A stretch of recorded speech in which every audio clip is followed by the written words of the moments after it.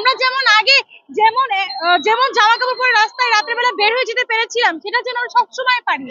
এইসব চাই আমরা। যারা শহীদ হয়েছেন তাদেরকে আমরা ফিরিয়ে আনতে পারবো না, তাদের প্রতি বিনম্র শ্রদ্ধা, তারা যেন জান্নাতুল ফেরদৌস দান করে আল্লাহ তাদের।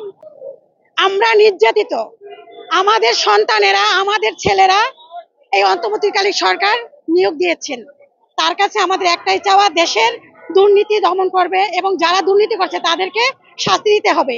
আমরা কোনো দল চাই না, আমরা নির্দলীয় নিরপেক্ষ শান্তির দল চাই বাংলাদেশে। আমাদের ছাত্ররা যেভাবে অন্তর্বর্তীকালীন সরকার নিয়োগ দিছে, তার কাছে আমরা এমন একটি দেশ চাই যেখানে আমরা মেয়েরা, আমাদের সন্তানেরা স্বাধীনতা পাবে, সেফ থাকতে পারবো।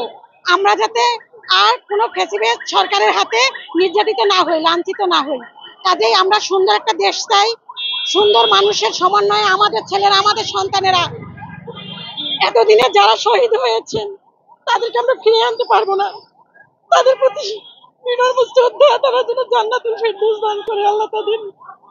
যারা বিভিন্ন হসপিটালে আছেন তারা যেন দ্রুত সুস্থ হয়ে ওঠেন এবং দেশের সর্বদিক, এখন আইন শৃঙ্খলা বাহিনী অনেক মাঠে নামে নাই, এটাও আমরা অন্তর্বর্তীকালীন সরকারের কাছে চাই। দেশে শান্তি চাই, দেশে নিরাপত্তা চাই।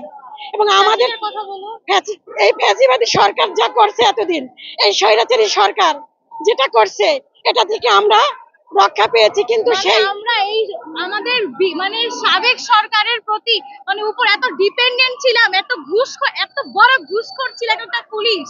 রাস্তা দিয়ে আসার সময় দুইটা পুলিশ বসে আছে, সব ট্রাফিক খুলে দেয়। এই সব ঠিক করতে হবে, এই সব ঠিক করা লাগবে, এটাই আমাদের দাবি।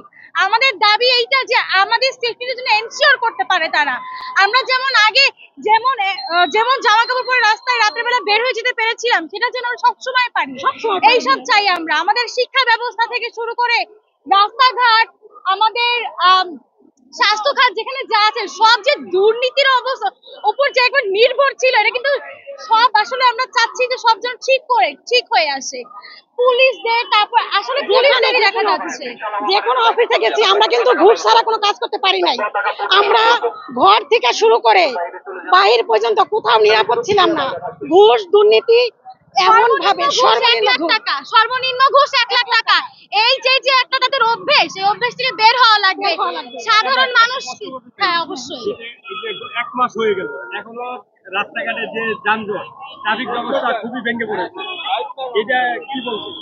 দেখেন, অবশ্যই এখন আমি একটা কথা বলি, অবশ্যই একদিনে তো সব হবে না, এটা আপনারাও জানেন, আমরাও জানি।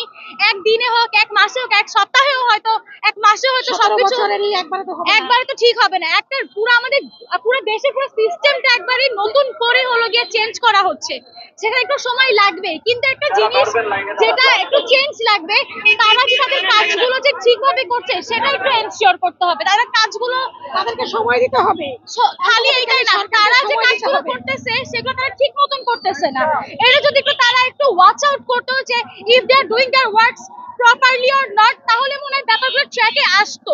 কারণ দেখেন, 1 মাস সময় হয়ে গেছে, সব জায়গায় সব বাহিনী কিন্তু ঠিকই আছে, ট্রাফিক পুলিশও আছে, সবকিছু আছে, কিন্তু তারা কিন্তু কাজগুলো ঠিক মতন করছে না, কাজ ঠিক মতন হচ্ছে না। পুলিশের ভিতরে মানবতা আসতে হবে।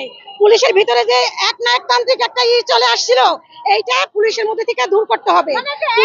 পুলিশরা হচ্ছে আমাদের ভাই, পুলিশরা হচ্ছে আমাদের ভাই। আমরা তাদের সাথে নিয়ে নিরাপত্তা চাই। তাদেরকে মাঠে নেমে সততার সাথে কাজ করতে হবে। অন্তর্বর্তীকালীন সরকারের কাছে আমাদের দাবি, এবং এই সরকারকে সময় দিতে হবে, সুযোগ দিতে হবে। মাত্র তো 1 মাস।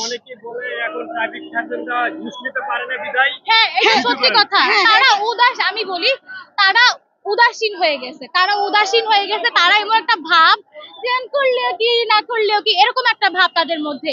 এখন এইটা যদি তারা ওয়াচ না করে, যারা এগুলা দায়িত্ব তাদের দিছে, তারা যদি না দেখে যাতে তারা ঠিক মতন কাজগুলো করতেছে নাকি, তাহলে তো হবে না। কারণ আসলে তারা তো কাজগুলো ঠিক মতন করতেছে না, তাদের মধ্যে এরকম একটা ভাব আছেই। তো এটা যাওয়ার জন্য কি করতে হবে, আমাদের যারা উপরস্থ দায়িত্বে আছে তাদের এগিয়ে আসতে হবে আর দেখতে হবে যে আসলে সবাই সবার কাজগুলো প্রপারলি করছে না। ট্রাফিক পুলিশদের উদাসীন দেখেছি, হাতির কোলে, সায়েন্স ল্যাবে, মোতালে প্লাজার সামনে 2টা ট্রাফিক পুলিশ এখানে বসা, 2টা ট্রাফিক পুলিশ ওখানে বসা, সবগুলো সিগন্যাল একসাথে ছেড়ে দেয়। তারপরে যে পুলিশ না তারা কি বাহিনী হয়েছে, তারা ডিসিপ্লিন মেইনটেইন করতে পারে না। এইখানে একটা বাইক লাগাই দিচ্ছে, এইখানে একটা এটা লাগাই দিচ্ছে, কোনো কিছু তারা ঠিক মতন করতেছে না। তারা তো কাজ এটা ঠিক মতন করার।